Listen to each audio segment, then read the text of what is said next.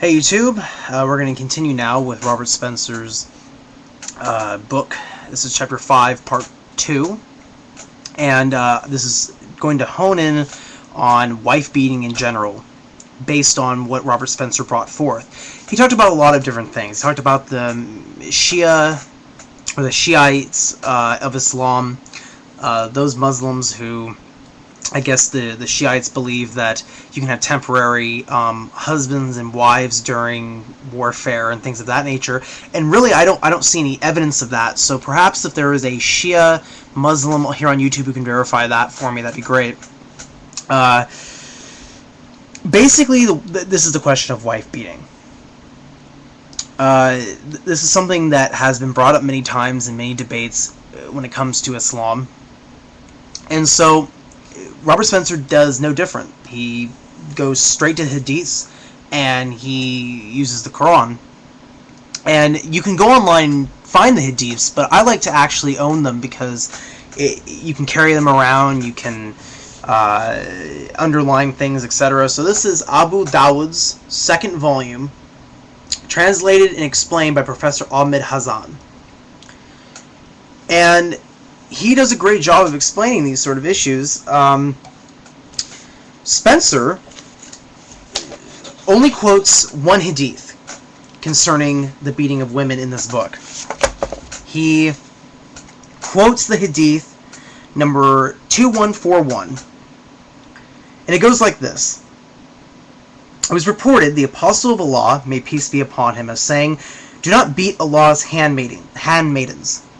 But when Umar came to the Apostle of Allah, may peace be upon him, and said, "Women have become emboldened towards their husbands," he, the Prophet, gave permission to beat them. Then many women came around the family of the Apostle of Allah, may peace be upon him, complaining against their husbands. So the Apostle of Allah, may peace be upon him, said, "Many women have gone round Muhammad's family, complaining against their husbands. They are not the best among you."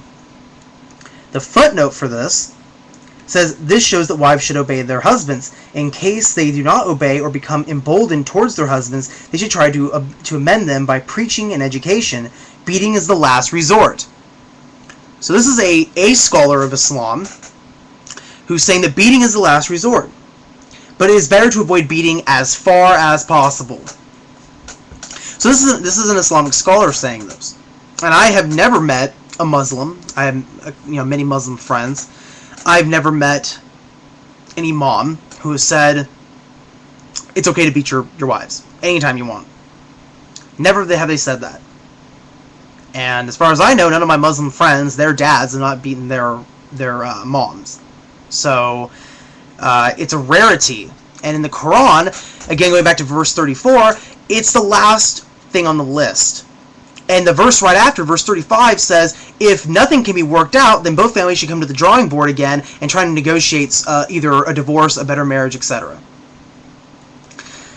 But what I want to point out, because Spencer does this, he'll quote a verse, or as I had an issue with him earlier in the biography of Muhammad, he has this issue with really telling the whole story. Or I should say he has an issue with turning the page or looking at the hadiths or the paragraphs around where he quotes. This is called cherry picking, as far as I know by the definition. There are three hadiths right before this hadith, under the subsection called the rights of women over her husbands. I'll read you one here.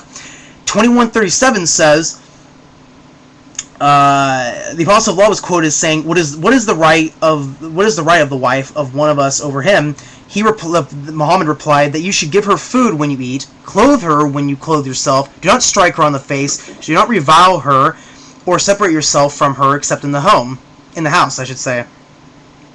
The hadith right after that says that Bazi Hakim reported on the authority of his father from his grandfather, saying, "I heard the Apostle of Allah. I said, Apostle of Allah, how should we approach our wives and how should we leave them?" He replied, "Approach your tilth when or how you will. Give her your wife food when you take food. Clothe her when you clothe yourself. Do not revile her face and do not beat her." I will say that again. Do not beat her. The hadith right after that, 2139, says, Mahari al-Kashari said, "I went to the apostle of Allah, may peace be upon him, and asked him, 'What do you say, command about our wives?' He replied, 'Give them food, what you have for yourself, and clothe them by which you clothe yourself, and do not beat them, and do not revile them.'" Now, why am I pointing this out? I'm pointing this out because these three hadiths are the page right before and right above the hadith that only Spencer quotes about the beating. And what's fascinating is that this hadith was only reported by one man, whereas the other three hadiths were reported by a very reliable chain of narrators, meaning that they were reported by three different people with the same quote, but two of them actually have their family has kept this hadith. So Muhammad says, "Do not beat your wives." The other hadith, however, does that mean there's a contradiction? Perhaps. But what I want to point out is that this hadith was a special circumstance.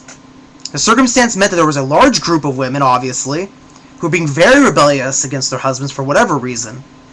And Muhammad saw that there was no other choice, a last resort, as the Islamic scholar says. But as far as the other three hadiths, Muhammad's saying, do not make this a regular practice. Do not beat your wives. And there are three hadiths that say this. And Muslims follow the sunnah of the Prophet. So therefore, I'll ask you, did Muhammad ever beat any of his wives?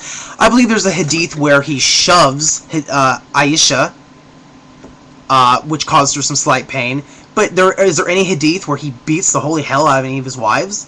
Not to my knowledge.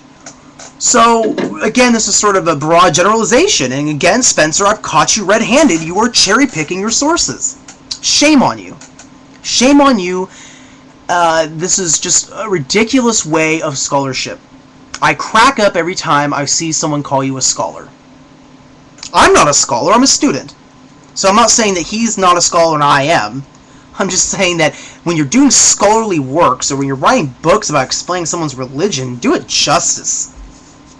You know? That's all I'm saying. So, again, he also mentions, I'm going to wrap this up by saying that he mentions that in Islamic theology, women are not allowed to leave the homes unaccompanied like they do in Saudi Arabia. I would ask him, where does it say that in Islamic theology? Where does it say that women cannot leave their homes except accompanied by men?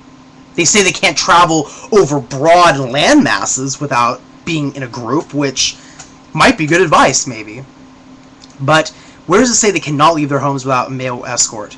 In Islamic theology. Not political, not cultural, not all that. I'm talking about Islamic theology. Quran, Hadith, Sunnah, biography, etc. Where? Where does it say that? Because now you're twisting the religion with the culture. The Arabs might agree with that, but does that mean that that's the case with every woman in every Islamic country? I don't think so. So, ask yourself that question.